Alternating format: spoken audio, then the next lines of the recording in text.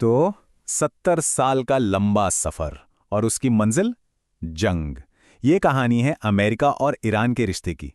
एक ऐसा रिश्ता जो कभी गहरी दोस्ती का था और आज आज कट्टर दुश्मनी का है। तो सवाल यह है कि आखिर ये सब बदला कैसे। चलिए आज इसी उलझे हुए इतिहास को परत दर परत समझने की कोशिश करते हैं। चलिए एक तारीख पर चलते हैं। 28 फरवरी 2026। सोचिए, ईरान पर अमेरिका और इजराइल के हवाई हमले एक साथ शुरू हो जाते हैं और इसी में ईरान के सर्वोच्च नेता अली खामेनेई मारे जाते हैं। अब ईरान चुप तो बैठेगा नहीं। जवाब में वो मिसाइलें दागता है, अमेरिकी ठिकानों को निशाना बनाता है और सबसे बड़ा कदम, दुनिया की सबसे अहम तेल धमनी स्ट्रेट ऑफ हॉर्मुज उसे बंद कर देता है। इसका नतीजा, पूरी दुनिया की अर्थव्यवस्था में जैसे भूचाल आ जाता है। हाँ, ये एक काल्पनिक भविष्य है, लेकिन ऐसा भविष्य जिसकी आशंका सच हो सकती है। एक ऐसी जंग जो दशकों के तनाव से पैदा हुई है। लेकिन असली सवाल तो ये है कि हम इस मोड़ तक पहुंचे कैसे। एक देश जो कभी अमेरिका का इतना करीबी साथी हुआ करता था, वो उसका सबसे बड़ा दुश्मन कैसे बन गया। इस सवाल का जवाब खोजने के लिए हमें वक्त में पीछे जाना होगा, पूरे 70 साल पीछे, 1950 के दशक में। अब देखिए, अमेरिका ईरान का रिश्ता ना शुरू से ही बड़ा अजीब, मतलब विरोधाभासों से भरा रहा है। एक तरफ देखें तो 1950 के दशक में ईरान कोल्ड वॉर में अमेरिका का एक बहुत जरूरी साथी था। यहां तक कि अमेरिका ने ही ईरान का न्यूक्लियर प्रोग्राम शुरू करने में मदद की थी। उस वक्त के जो ईरानी राजा थे, शाह, उन्हें तो अमेरिकी पॉलिसी का स्तंभ माना जाता था। लेकिन कहानी का दूसरा पहलू भी है। 1953 में एक बहुत बड़ा धोखा हुआ। CIA और MI6 ने मिलकर ईरान के लोकतांत्रिक प्रधानमंत्री मोहम्मद मोसद्देक का तख्ता पलट करवा दिया और शाह को एक पूरा तानाशाह बना दिया। बस इसी एक घटना ने ईरान के लोगों के मन में अमेरिका के खिलाफ एक ऐसी कड़वाहट भर दी जो आज तक नहीं मिटी है। इस तख्ता पलट का आम ईरानियों की जिंदगी पर बहुत ही भयानक असर पड़ा। शाह ने अमेरिकी मदद से सवाक नाम की एक खूंखार खुफिया पुलिस बनाई। इसका बस एक ही काम था, हर उठती हुई आवाज को कुचलना, हर विरोध को दबाना। हजारों लोग इसके जुल्म का शिकार हुए और इस तरह शाह की तानाशाही और भी मजबूत होती चली गई। और फिर आता है साल 1979, एक ऐसा साल जिसने अमेरिका ईरान रिश्ते की पूरी कहानी को हमेशा हमेशा के लिए बदल कर रख दिया। शाह के खिलाफ जो गुस्सा सालों से अंदर ही अंदर सुलग रहा था, वो अब एक क्रांति की आग में बदल चुका था। इस्लामिक क्रांति के जो नेता थे आयतुल्लाह खामेनेई, उनका ये बयान नए ईरान के अमेरिका विरोधी इरादों को बिल्कुल साफ कर देता है। उनके लिए अमेरिका एक शैतान था जिसने दशकों तक ईरान का सिर्फ शोषण किया था। नवंबर 1979 में जब अमेरिका ने बीमार शाह को इलाज के लिए अपने देश में आने दिया, तो ईरानी छात्र गुस्से से भड़क उठे। उन्होंने तेहरान में अमेरिकी दूतावास पर ही कब्जा कर लिया और 52 अमेरिकियों को बंधक बना लिया। ये संकट एक दो दिन नहीं, बल्कि पूरे 444 दिनों तक चला और इसी के साथ दोनों देशों के बीच रिश्ते पूरी तरह से टूट गए। इस संकट का असर बहुत ही गहरा था।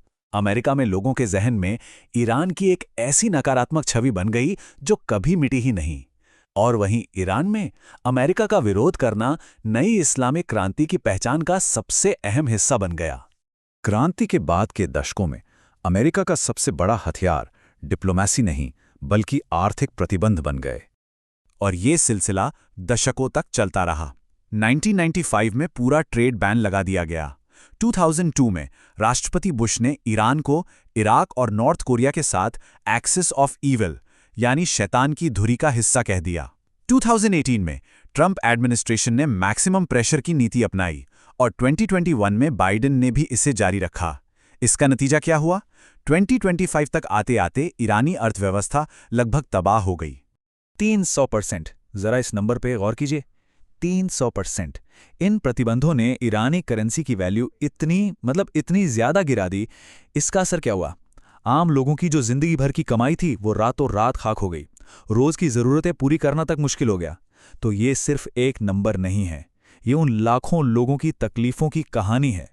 लेकिन इस लंबे और अंधेरे दौर में उम्मीद की एक बहुत छोटी सी किरण भी दिखाई दी, जब डिप्लोमेसी को यानी कूटनीति को एक मौका दिया गया।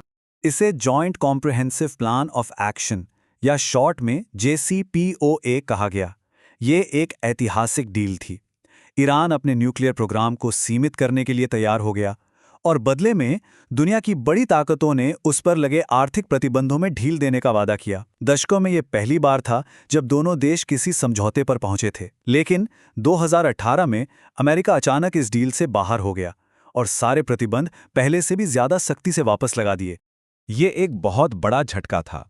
इस एक कदम ने ये साबित कर दिया कि इतने सालों के अविश्वास के बाद जो थोड़ा बहुत भरोसा बना था वो कितना नाजुक था और उसे तोड़ना कितना आसान।